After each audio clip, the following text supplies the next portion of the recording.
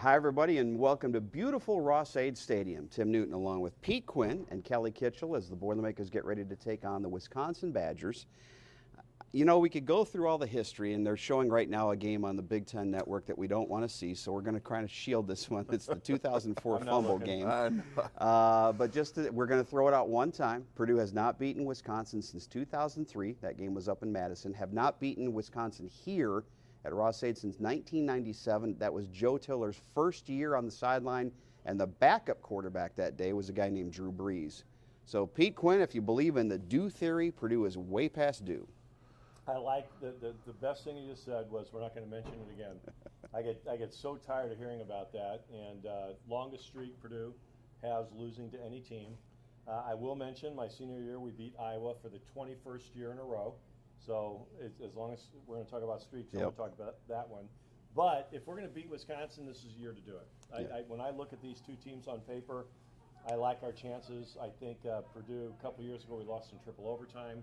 And that game, you felt like if we would have went for two, one of those times, we probably would have won that game. Yes. I think Jeff Brom knows how to move the ball against this Wisconsin defense. And I like the guy on the sidelines for this game.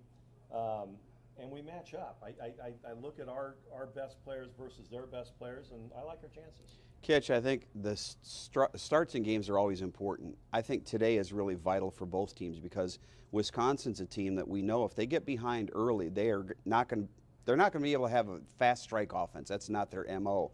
On the flip side, if they do get a lead, then they can ground and pound and do the things that the Badgers like to do.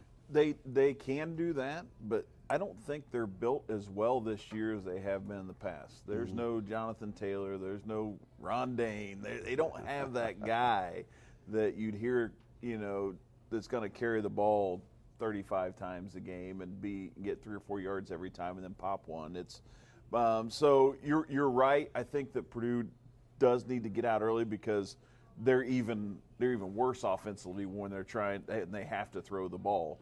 But when Pete talks about matchups, I think our defense has matched up this year with Wisconsin as well as we have in a long time. I don't think that we're going to be outclassed up front. I don't think that they've got the receiver that would burn us defensively, and I don't think they have a quarterback that can really pick us apart. Well, let's talk about that quarterback, Pete, and where he fits in taking on this Purdue defense, which is, by the way, 5th in the country now, allowing 14 points a game. Graham Mertz came to Wisconsin, a 5-star quarterback out of Overland Park, Kansas, and I think when he announced, a lot of people thought, well, why would a 5-star quarterback go to a place where they run the football and throw to the tight end? He got off to a great start. His first start, 20 of 21 against Illinois with 5 touchdowns. He hasn't been able to match that. You look at his numbers this year as a sophomore, 2 touchdowns and 7 interceptions so far. Yeah, those are anemic numbers. And when he, just as you said, when he was 20 for 21, I thought, uh-oh, they just got lucky again. It seems like they always get lucky when they have a position they need help. They get a transfer that comes in and saves them. So I was concerned, but he has really struggled since then. And I think the biggest surprise for me with Wisconsin is their offensive line has struggled. And coming into this season, their most highly rated offensive lineman has struggled the most. Right. So that's been the big difference for me with Wisconsin. Their defense is very good. They're ranked number 1 in literally every category except scoring defense in the Big Ten. They're a very stout defense, but their offense is almost anemic. Their running game, obviously our running game has been struggling. We're getting a little bit better. Their passing game has gotten no better. Their running game is solid, but it's nowhere near, like Fitch says, nowhere near like it was in the past. Can I answer the question real quick? Certainly. Or just give my opinion on it, why a 5-star would go to Wisconsin? Because typically you have 5 dudes in front of you that is going to keep you clean the entire game. And I think that's why quarterbacks go to places that have, even though they're a running team, they want to go and be healthy and be on a winning program where they can come out of the games without getting hit 25 times a game, and with great offensive lines. And I think you're completely right, Pete. The offensive line is not the same that we've seen from Wisconsin in a long time. Let us know where you're watching today on Facebook. We've got people checking in from Evansville, Littlestown, Pennsylvania, from Iowa and Cedar Rapids, and from Clayton, Ohio, along with Fort Wayne. So let us know, and if you have a question for any of us, let us know that too. George Karloftis, hasn't put up huge numbers this year, but I was just on the Wisconsin radio pregame show, and they asked me about the defense, and I said, well, it really starts up front, because if you get a good pass rush and you get a guy up there that can draw double and triple teams, Pete, that just has a domino effect on everything defensively. They say there's liars or damn liars in their stats. I think anybody that understands football understands what kind of an impact George Karlaftis has. He is one of the nation's leaders in quarterback hurries. He hasn't gotten a lot of breaks. It's a sin that he has not had one holding call called against him, because he's held virtually every single play. And he's usually double teamed and a lot of times triple teamed. That's opened up the opportunities for some other players on the defensive line. But the people that matter, the other coaches, the coaches we play, the knowledgeable fans, the media that are knowledgeable about football, they understand it. And more importantly for George, the NFL scouts understand it. They know he's an incredibly talented young man. His motor never stops. He does everything right. He could have one of those statistical games today. Even like you said, he's light on statistics. Today might be his breakout day, because Purdue's had some other weapons come forward, so they can't put 3 guys on George Karlaftis today, because we have some other kids that can get to the quarterback. So I'm not going to call him my breakout player, because that's too obvious. But he could have, as well as he has played, this could be his best game today. Kitch, you have a unique perspective on him. Kitch was on the high school football coaching staff where George played here in West Lafayette. I think everybody knew he was going to have an impact when he came. Has he surpassed your expectations? Well, I will tell you, I saw George's first snap of football in his entire life. It was in 8th grade, and I was standing on the sidelines, and he came off, and this is the exact quote. He said, "Coach, I got past the center, which was easy, and I got to the quarterback, and he didn't have the ball anymore. I didn't know what to do." And so all I said was, "Go find it, George." Go find the ball. And, you know, so that was his very first snap as a football player coming. He moved from Greece. Everybody knows the story. But he'd always kind of had a knack, you know, and he was a big, strong kid at that time, but didn't know a lick of football. And he's never not been able to get to the quarterback. And now he knows how to play football. And the kid's he's a worker. And I was talking to Greg Rakestraw last night. He was doing our high school game, and he was asking me some things about George. And I said, one of the things that I really appreciate about George is he's very, very driven. He's very goal-driven. He knows where he wants to go. He knows what he wants to do. He knows how to get there, and he puts the work in to get it. He wanted to be an Army All-American. He became an Army All-American. He wanted to graduate early and recruit a great class to come in here. He recruited David Bell. He recruited, you know, guys to come in here with him at class. He wanted he wanted to lead the Big Ten, and a lot of statistics. He wanted to be a freshman All-American. He just knows what he wants to do, and he puts the work in to get it done. And I'm proud of him.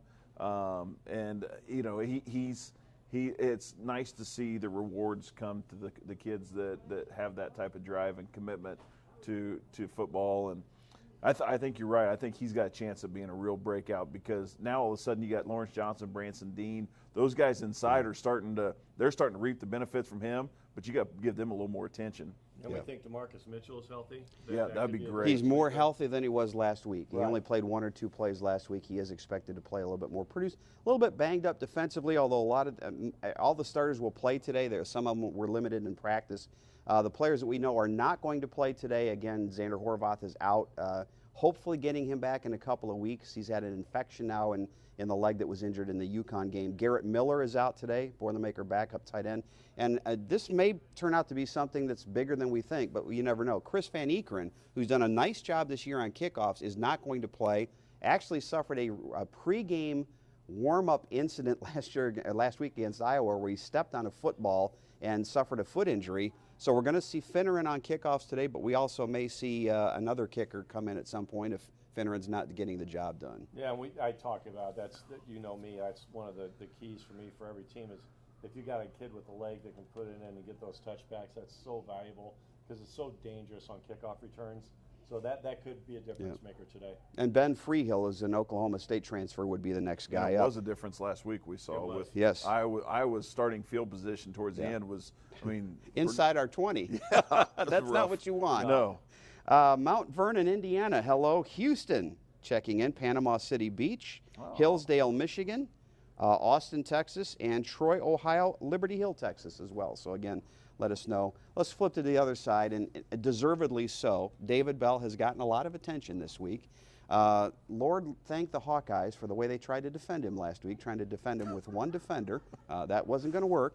But David Bell showed why he is not only, I think, the best receiver in the Big Ten, but one of the best receivers in America. And he deserves the recognition he's getting. What I have fun with during the Tiller years, every year it seemed like when we were broadcasting these games, we'd have the list of where the receivers were in the all-time records of Purdue, and we'd be announcing, well, Taylor Stubblefield needs 3 more passes, or Stanford needs this. There was always something to talk about. Stratton. It seemed like every year somebody's breaking records, but we're back there. And so now he's in all the lists, and he's done it quicker. I think he got to 2,000, I don't think. He got to 2,000 receiving yards quicker than anybody else in FBS that's active right now. He did it very, very quickly. And he's got 6 games left. Now everybody in the country knows about him. I would love for him to build, after last week, that incredible game, love for him to have another back-to-back performance like he did last week. David Bell has played 23 games at Purdue, Kitch, and he's had 100 yards or more receiving in 14 of those 23. And again, I was asked by the Badger radio crew what makes him successful. I think his basketball background has had a big factor, the way he can use his body. Yeah, his body control is unbelievable. His body control, his timing, just the way he can shield guys when he's going up for the football, and he's just got a knack for it. And people have asked me, who do you compare him to? What do you think he can do at the next level? I think he's Jerry Rice. I think he's a guy. I think he's just a guy that will. He's not going to wow you with his speed, but he is just unbelievable at catching the ball, making the play, being in the right spot, being just the perfect route runner, and just doing everything just technically correct, and then being an unreal athlete going up and getting the football. Jamarcus Shepard has always talked about, I don't want receivers, I want attackers. He's an attacker out there. He goes up and attacks the football, and he's just – I think he's the best receiver in the country. I don't see one better. By the way, if you missed it, David Bell was one of the players who was profiled this week on the Big Ten Network on The Journey. He wears the number 3 to honor a former high school teammate of his, Dijon Anderson, who was murdered before he was ready to go to college. He was going to play at Southern Illinois. David wears the number 3, and during the bye week, David went down. Dijon's mom runs a youth football league down in Indianapolis, and he went down to talk to the players, and that's typical of what David Bell would do during his off week. Yeah, he's a special young man. We knew it when he was at Warren Central, and home of Jeff George. Warren Central's put out a lot of really, really good football players over the last 20 years, but we knew he was special when he was about a sophomore, and I thought that was one of the biggest recruiting coups. I would argue and say the 2 biggest wins by Coach Brom were David Bell and Rondale Moore, and getting them legitimized Purdue as a place you go if you have a great deal of talent. We should also mention he was a Big Ten Offensive Player of the Week, and Purdue also had Cam Allen as the Defensive Player of the Week, and that hasn't happened since we beat Ohio State. And was it Blau that got Offensive Player? I know it was Marcus Bailey got Defensive. I don't know if it was Blau or if it was DJ Knox. Got it. I think DJ Knox got the Player of the Week nationally. And I think it was Blau. Yeah. But we had both. That's my point. You could have chosen any of them that night. Yeah, any of them deserved it. Tyler Trent was the Offensive Player of the Week that night. Let's give credit where credit's due, because he had a big factor in that one. The other thing about David Bell is we talked about George Karlaftis and the effect he's had with Branson Dean and Lawrence Johnson. Now you've got Milton Wright and T.J. Sheffield, and we're seeing these guys come on, because you only can put so many people on David Bell during a game. And I think that's been the biggest, is the emergence of Milton Wright being a possession receiver. Now, he's catching everything that Purdue's thrown at him in the last 3 games, and that was an issue earlier in the season.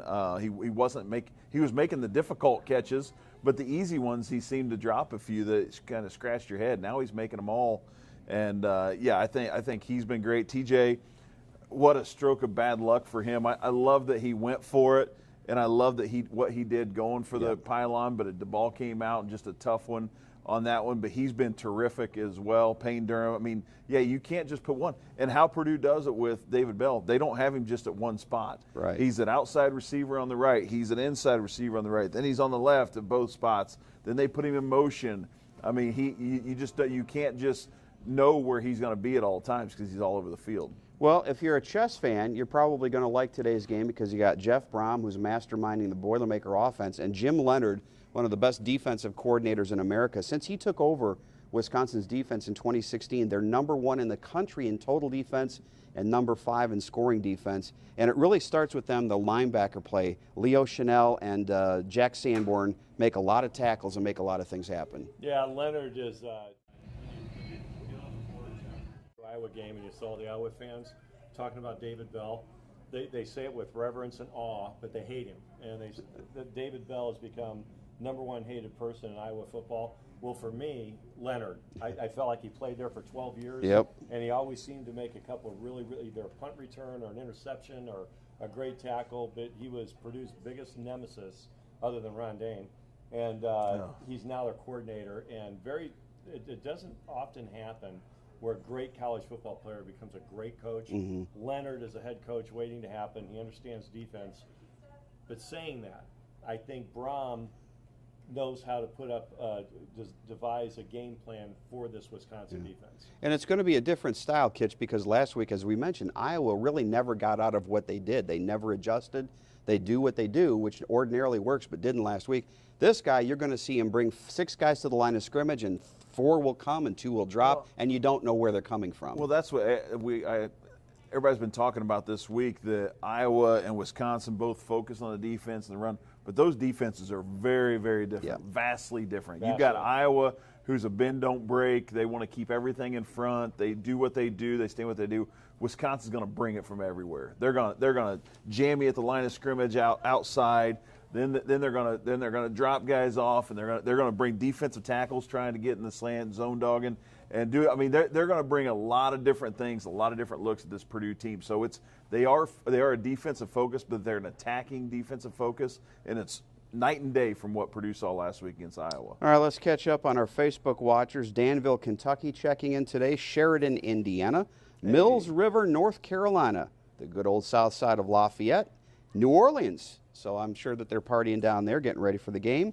And Urbana, Illinois. I think that gets us caught up. We've talked about the getting off to a good start. The crowd, you want to get the crowd into it early. This game has been sold out for a long time. It's Parents' Day here. Mm-hmm. We got now 50,000 students on campus, so you got a lot of parents who can buy football tickets, and they did.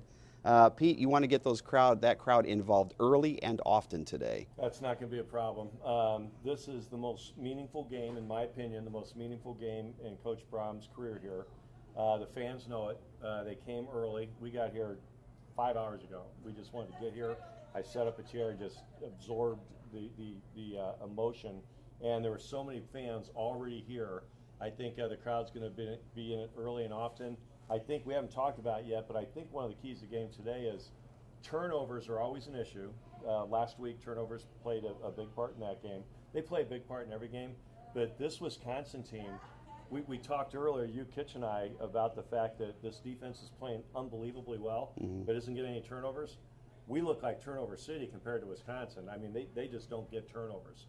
If we can win that turnover battle today, which right now I think we have the advantage, I feel really good about our chances. You know, the other thing that surprised me looking at Wisconsin through 6 games, Kitch, you would think a team that is physical like they are, runs the ball, they would have strong fourth quarters.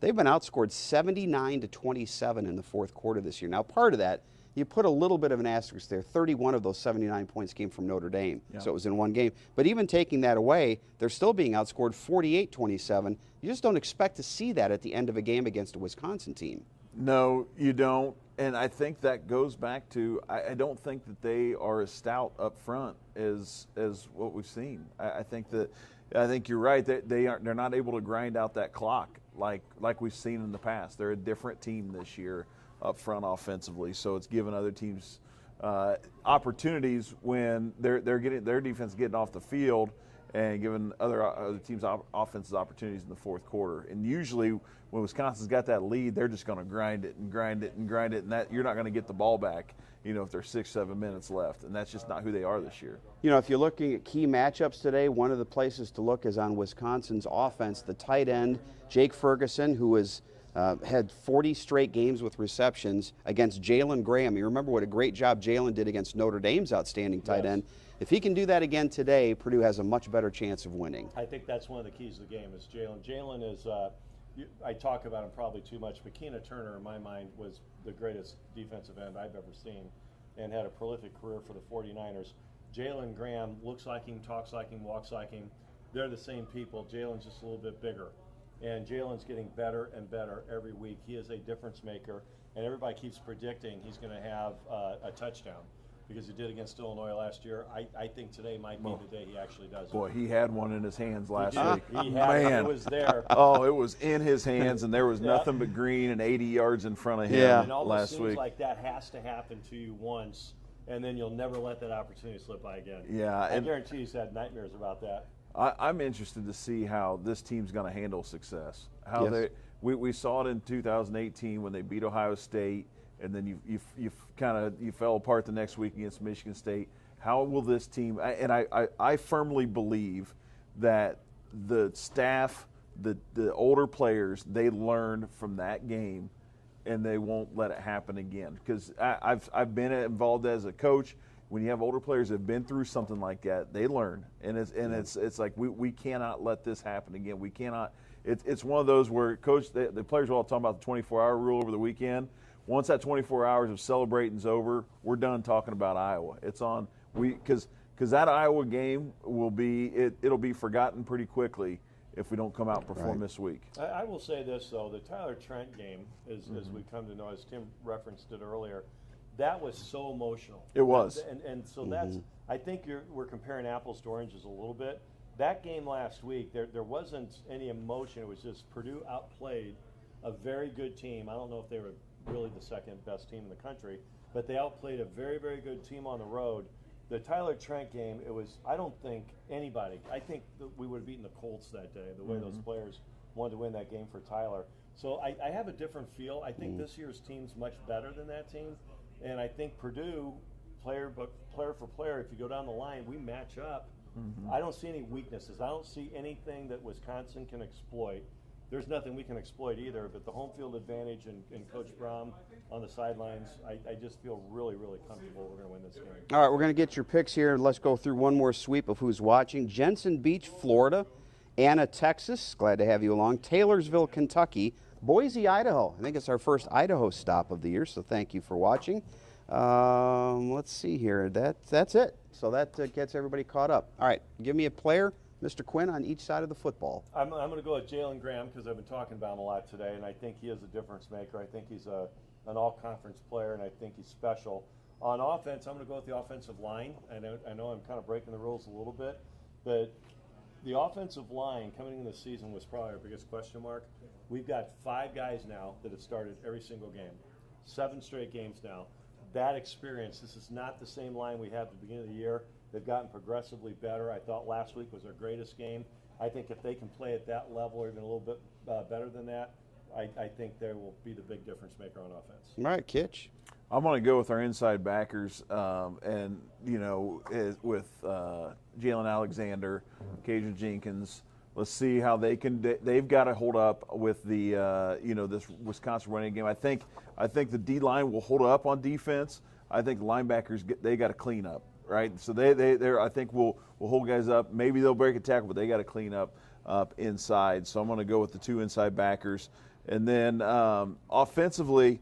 Boy, I still believe I think we're going to throw the ball a ton, but I believe we have to get a running game going. So I'm gonna go with King Daru on offense. That he's got to have a big game as well and really come through it's time for this offensive line to get some holes, because with Wisconsin's attacking defense there are creases in there. If you pick up the right guys, you can explode for a big one. So I'm going to say King Daru is going to have a big game. All right, he's right. You know that commercial where they're picking sides for a pickup basketball game and Charles Barkley is available?